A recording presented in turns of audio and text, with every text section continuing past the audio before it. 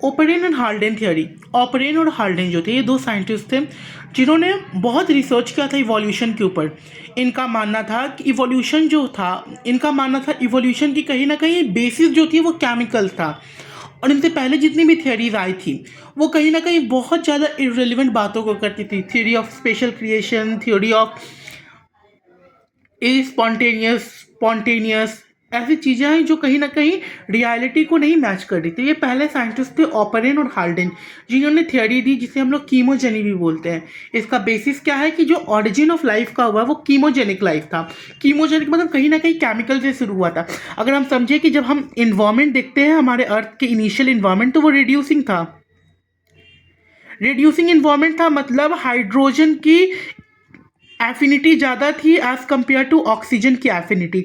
तो यहाँ पे हुआ क्या था कि डिफरेंट टेम्परेचर के दौरान सबसे पहले हमारे सिंपल इनऑर्गेनिक मॉलिक्यूल बनते हैं।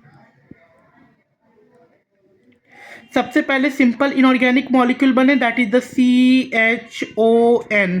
ऐसे कुछ मॉलिक्यूल बनते हैं, ठीक है। ऑक्सीजन जो होता है वो फ्री स्टेट में नहीं होता, no in they are present in the combined state, they are not present in the free state. Simple और इनऑर्गेनिक मॉलिक्यूल्स बनते हैं। इसके बाद हमारे सिंपल और ऑर्गेनिक और कुछ इनऑर्गेनिक मॉलिक्यूल्स बनते हैं, जैसे कि CO2 बन गया, H2O बन गया, नाइट्रोजन के कंपाउंड डिफरेंट बन गए, और हमारे जैसे कि अमीनो एसिड्स बने। अमीनो एसिड्स बने हमारे हमारे मोनोसैकेराइड बने, पॉलीसैकेराइड बना, हमारे लिपिड्स बने, फैट्स बने। फिर इनके बाद हमारा कॉम्प्लेक्स ऑर्गेनिक कंपाउंड बना। कॉम्प्लेक्स ऑर्गेनिक कंपाउंड जैसे कि हमारा आज का carbohydrate, proteins, nucleic acid, further fatty acid. तो अगर हम समझे भी यहाँ तक तो क्या हुआ कि जब हम अर्थ का इन्वायरमेंट देखते तो वो इनिशियली बहुत ज़्यादा रिड्यूसिंग था तो हाइड्रोजन की एफिनिटी ज़्यादा थी एज़ कम्पेयर टू ऑक्सीजन। जब हाइड्रोजन की एफिनिटी ज़्यादा होती है एज़ कम्पेयर टू ऑक्सीजन तो वो इन्वायरमेंट रिड्यूसिंग होता है, मतलब हमें और जो ऑक्सीजन है वो फ्री स्टेट में नहीं मिलेगा। जब ऑक्सीजन हमें फ्री स्टेट में नहीं मिलेगा तो वैसे कंपाउंड मिलेंगे जो या तो ऑक्सीजन के साथ बाइंडेड होंगे या फिर ऑक्सीजन के बिना होंगे। तो अगर हम सबसे पहले इसके बाद हम देखते हैं कि सिंपल इनऑर्गेनिक के मॉलिक्यूल्स बनते हैं, कार्बन, हाइड्रोजन, ऑक्सीजन, नाइट्रोजन, ये सब बनता है। जहाँ की ऑक्सीजन अगर हम समझे तो ऑक्सीजन फ्री स्टेट में नहीं होगा। इसके फर्दर कुछ समय के बाद हम देखते हैं कि सिंपल ऑर्गेनिक और इनऑर्गेनिक कुछ कंपाउंड्स बनते हैं, जैसे कि carbon dioxide, H2O which is in the gaseous form, nitrogen dioxide, nitrogen के अलग अलग कंपाउंड बनेंगे।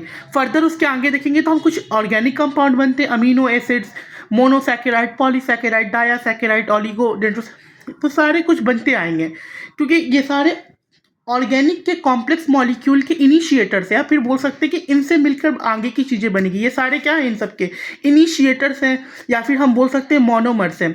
फिर फर्दर कुछ समय के बाद इनके कॉम्प्लेक्स ऑर्गेनिक कंपाउंड बनते हैं। इनके मोनोमर्स कंबाइन होकर क्या बनाएंगे, पॉलीमर्स बनाएंगे। वो पॉलीमर्स क्या मिलेंगे, अगर बहुत सारा मोनोसैकेराइड और डायासैकेराइड मिलेगा तो वो कार्बोहाइड्रेट बनाएगा, बहुत सारे ये मिलेंगे तो अमीनो एसिड्स मिलेंगे, लाइसिन, आइसोल्यूसिन, बहुत सारे मिलेंगे तो वो प्रोटीन बनाएंगे, न्यूक्लियोटाइड्स बनेगा, फैटी एसिड्स बनेगा, डिफरेंट चीज़ें बनती जाएंगी यहाँ से। और हमारी लाइफ का कहीं ना कहीं इनिशिएशन यहीं से होगा। इसके बाद जो हमें चीज़ें देखने को मिलेगी वो होगा कि हमें पहला लाइफ देखने को मिलेगा जिनको हम लोग बोलते हैं हम प्रोबायोन्ट्स। प्रोबायोन्ट्स कौन होते हैं, तो प्रो मतलब होता है प्रिमिटिव, बायोन्ट्स का मतलब होता है लिविंग ऑर्गेनिज्म, तो बहुत पहले के लिविंग ऑर्गेनिज्म जिसमें बेसिकली हमारे कोजरवेट्स आते हैं। कोजरवेट्स एग्जाम्पल है प्रोबायोन्ट्स का, कोजरवेट्स आते हैं। इसमें क्या होता है, ये बहुत लिविंग स्ट्रक्चर को सिमिलैरिटी तो नहीं शो करते पर ये क्या होता है, एक सेल स्ट्रक्चर होता है जिसके अंदर हमारे पास RNA मिलता था, ठीक है। और कहीं ना कहीं जब कोजरवेट यानी प्रोटोबायोन्ट्स हमें मिला, प्रोबायोन्ट्स मिला, तो कहीं ना कहीं हम श्योर हो चुके थे कि अब हमें लाइफ मिलेगी। तो बहुत सारे जो एस्टेरॉइड हमारे अर्थ पर गिरे जब उनकी रिसर्च हुई तो कहीं ना कहीं हमें कोजरवेट्स की कुछ निशान मिले थे जिससे हम ये बोल सकते कहीं ना कहीं लाइफ का फॉर्मेशन ऑलरेडी स्टार्ट हो चुका है। कोजरवेट्स के फर्दर जब आगे हुए तो कुछ और बायोन्स बने, प्रोबायोन्स बने, फिर बायोन्स बने, तो फिर हमारा प्रोबायोन्स तो लाइक कि प्रोकैरियोट्स बना।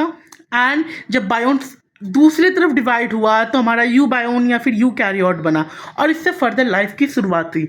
ऑपरेंट जो और हाल्डेन की थियरी यही बताती कहीं ना कहीं लाइफ की शुरुआत किसी ऑर्गेनिक मॉलिक्यूल से नहीं हुई है। As human being, as animal kingdom we are the metazoans. तो हमारे अंदर बहुत सारे डिफरेंशिएटिव सेल्स है, कहीं ना कहीं उनमें मैक्सिमम जो है वो ऑर्गेनिक कंपाउंड है as compare to inorganic compound. तो हमें ये लगता है यूजुअली कि हमारी बॉडी अगर ऑर्गेनिक कंपाउंड से बनी है तो कहीं ना कहीं इसका इनिशिएशन कहाँ से होगा, ऑर्गेनिक कंपाउंड से होगा। बट रियलिटी में ये सिंपल इनऑर्गेनिक चीज़ों से स्टार्ट होता है एंड ये पूरे प्रोसेसेस को फॉलो करते हुए यहाँ पे आता है और बायोन्स बनते हैं। तो कहीं ना कहीं फिर इसको प्रूव करने के लिए फर्दर एस.एल. मिलर ने एक्सपेरिमेंट किया जिसमें उन्होंने एक पूरा सेटअप तैयार किया जो प्रिमिटिव अर्थ, पुराने अर्थ के एटमॉस्फेयर को बहुत मैच करता था और कहीं ना कहीं वो रिप्रेजेंट करता था प्रिमिटिव अर्थ कैसा था। और वहाँ पे उन लोगों ने जब एक्सपेरिमेंट किया तो कुछ रिजल्ट मिले जो इससे सिमिलैरिटी शो करते थे। किसका एक्सपेरिमेंट? एस.एल. मिलर का।